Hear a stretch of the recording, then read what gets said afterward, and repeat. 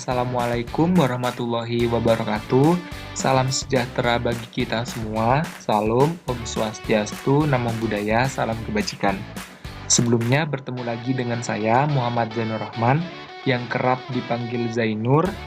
Di sini saya sebagai asisten praktikum pemrograman berorientasi objek kelas 2C, program studi pendidikan informatika. Pada video kali ini, saya akan membahas modul selanjutnya, yaitu modul keempat. Kita pasti bertanya-tanya pada modul keempat ini kita akan mempelajari tentang apa. Oke, langsung saja pada modul keempat ini kita akan mempelajari tentang abstraction. Adapun tujuan dari modul keempat ini yaitu mahasiswa mampu 1. Memahami konsep abstract class dalam Java, 2. Mengimplementasikan abstract class dalam Java, 3. Memahami konsep abstract method dalam Java, 4. Mengimplementasikan abstract method dalam Java, 5. Memahami konsep final keyword dalam Java, dan yang keenam, mengimplementasikan final keyword dalam Java. Adapun alat yang digunakan atau software yang digunakan pada praktikum modul keempat ini masih sama seperti praktikum pada modul 1, 2, dan 3 sebelumnya, yaitu NetBeans IDE. Untuk tugas pendahuluan, ini masih tetap ya, sifatnya wajib untuk seluruh praktikan mengerjakan tugas pendahuluan yang ada pada modul, di mana pada modul ini hanya terdapat 4 soal, yang mana jika telah selesai dikerjakan tugas pendahuluan ini dikumpulkan pada Google Classroom sesuai dengan tenggat dan form yang telah disediakan. Oke, langsung saja untuk mempersingkat waktu, di sini saya akan menjelaskan terkait dasar teori. Yang pertama yaitu ada abstract class. Abstract class merupakan kelas yang didefinisikan atau dideklarasikan dengan modifier abstrak. Abstract class ini tidak dapat diinstansiasi atau tidak dapat dijalankan. Nah, abstract class ini dapat memiliki abstract method atau tidak. Sedangkan jika sebuah class memiliki abstract method minimal 1, maka class tersebut harus dideklarasikan sebagai abstract class. Untuk menggunakan abstract class sendiri, ini harus menggunakan inheritance. Nah, inheritance-nya ini telah kita pelajari pada modul 2. Untuk deklarasi abstract class-nya sendiri, itu ada kata abstract di depan, lalu kata class, kemudian nama class-nya. Nah, sebelumnya kita pasti bertanya-tanya ya, maksud dari jika sebuah class memiliki abstract method minimal 1, maka class tersebut harus dideklarasikan sebagai abstract class. Yang dimaksud di sini yaitu apabila sebuah class ini memiliki abstract method minimal 1, jadi bisa banyak. Nah, ini class-nya itu harus dideklarasikan atau dijalankan sebagai abstract class, yang mana nanti akan dimodifikasi atau divariasi dengan program-program yang lain seperti itu. Selanjutnya, di sini saya akan menjelaskan terkait abstract method.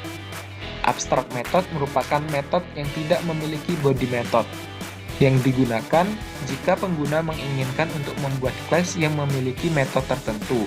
Namun, implementasi nyatanya ditentukan oleh subclass, sehingga metode di dalam class tersebut didefinisikan sebagai abstract method. Nah, untuk contoh deklarasi abstract methodnya sendiri seperti ini ya. Abstract, lalu tipe data, lalu nama metode diikuti dengan tutup buka kurung, semikolon atau titik koma. Untuk sintaks detailnya, yang metode berparameter seperti ini ya. Ini abstrak, lalu tipe datanya void, lalu nama metodenya move, ini parameternya ya. Double X, double Y. X ini merupakan variabel ya, XY. Selanjutnya, di sini saya akan menjelaskan tentang final keyword. Nah, final keyword ini bisa digunakan jika pengguna menginginkan suatu class tidak dapat diturunkan atau suatu metode tidak dapat dilakukan overriding. Maka yang digunakan itu final keyword. Apabila class atau metode yang diberi keyword final ini tidak boleh berupa abstract class atau abstract method. Hal ini disebabkan karena untuk menggunakan abstract class harus diturunkan dan abstract method harus di-override. Untuk sintaks final keyword pada class-nya seperti ini ya.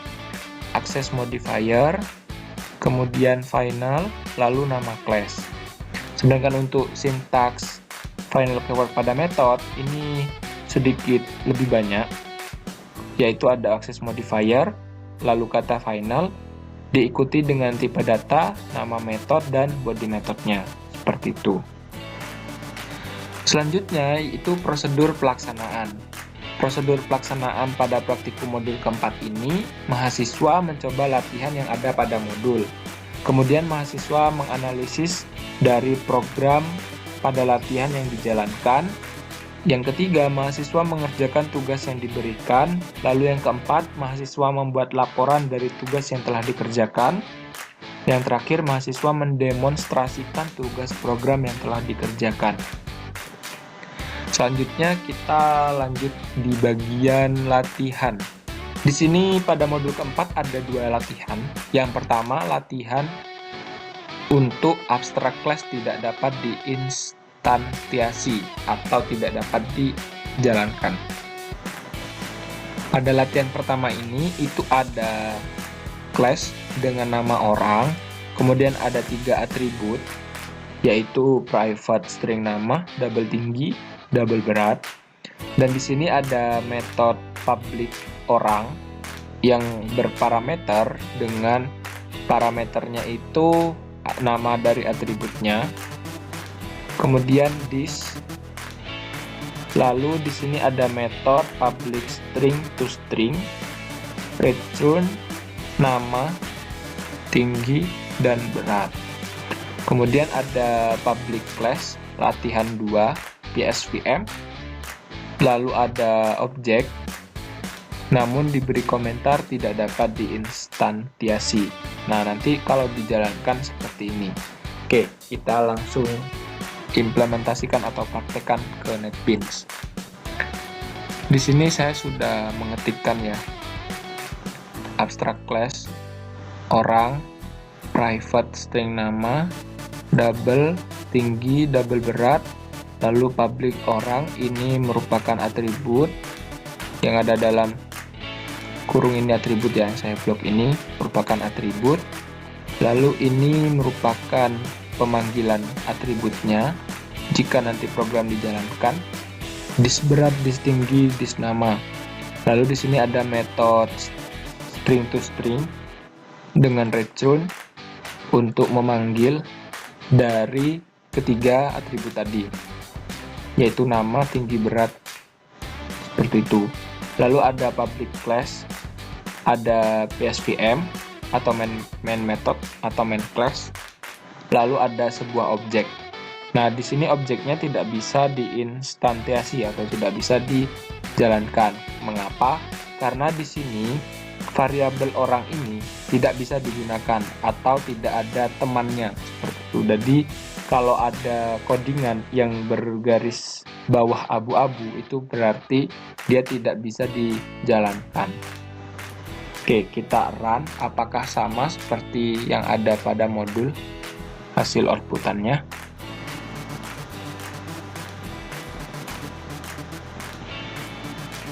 Oke, ternyata sama ya, sama seperti yang ada di modul. Jadi kurang lebih ini masih tidak begitu rumit menurut saya karena masih sedikit lebih simpel. Oke, selanjutnya masuk ke latihan yang kedua, yaitu abstract class diturunkan terlebih dahulu. Masih sama, abstract class-nya dengan nama orang dan atribut yang sama.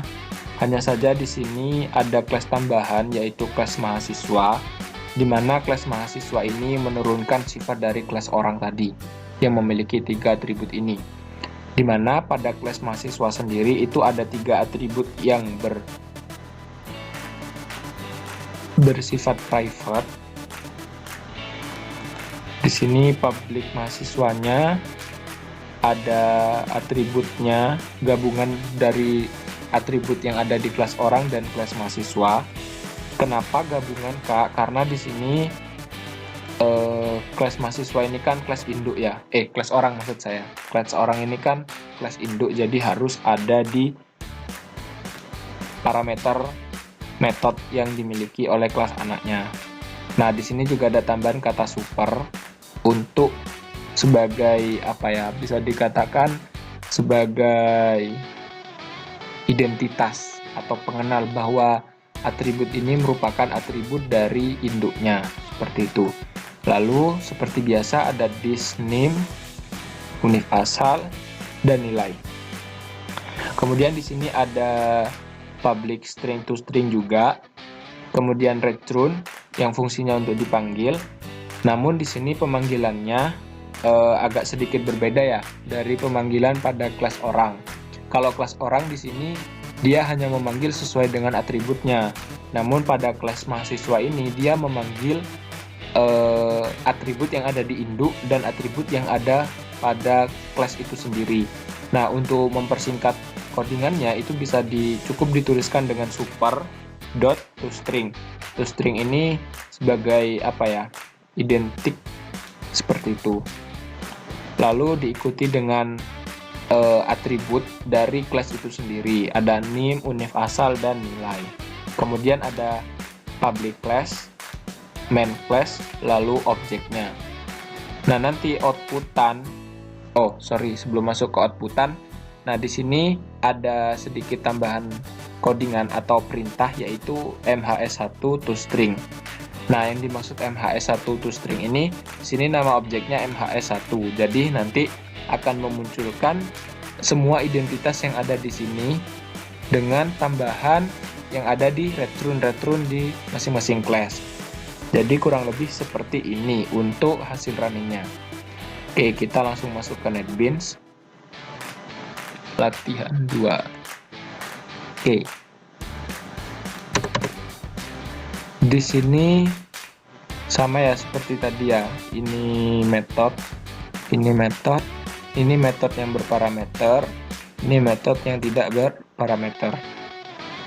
Lalu ada kelas mahasiswa yang menurunkan dari kelas makhluk. Di sini sebenarnya nama kelasnya orang ya, cuman karena bentrok dengan kelas sebelahnya yang tadi sudah ada nama orang, maka di sini saya rubah menjadi kelas makhluk seperti itu. Karena kalau dibiarkan sama-sama orang, dia tidak akan bisa memunculkan outputannya seperti itu, maka secara otomatis dia akan error. Nah, di sini metode mahasiswa, lalu parameternya jangan lupa dimasukkan. Kemudian super sebagai identitas kalau dia menurunkan sifat induk. Kemudian metode tidak berparameter untuk memanggil. Dan di sini super.toString untuk memanggil perintah dari induk. Kemudian di sini diberi tambahan objek. Objeknya di sini cukup makhluk ya, mahasiswanya tidak usah. Mahasiswanya tidak usah di bagian awal tapi di bagian sini. Karena apa? Karena induk itu pasti ada di depan. Seperti itu. Lalu nama objek. Lalu ini nama objek nama objek yang dari kelas yang ini. Kemudian mhs1.toString. Lalu di sini ya, ini untuk pemanggilan ini harus sesuai dengan yang ada pada ini. Pada ini ya. Seperti itu, kurang lebih seperti itu. Oke, sini kita jalankan. Kita menekan Shift F6.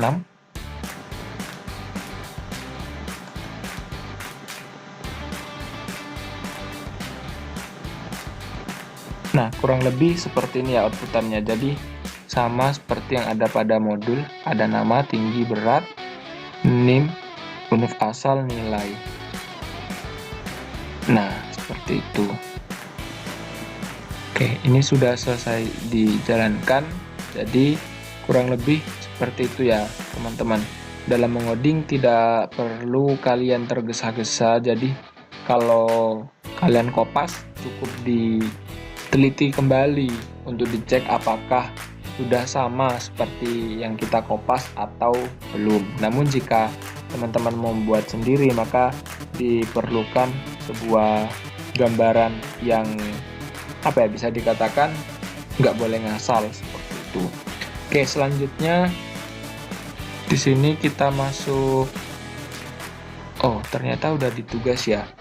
Nah, tugas pada modul keempat abstraction ini hanya satu ya, yaitu gunakan teknik abstraction untuk soal tugas pada modul 3. Jadi teman-teman pada modul 3 kemarin itu kan sudah ada soal tuh codingan.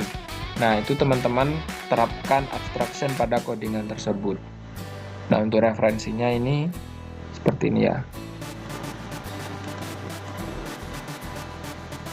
Mungkin itu saja yang dapat saya sampaikan terkait modul keempat. Apabila ada tutur kata yang kurang berkenan, saya mohon maaf yang sebesar-besarnya. Wabillahi taufiq wal hidayah. Wassalamualaikum warahmatullahi wabarakatuh. Sampai bertemu di modul selanjutnya.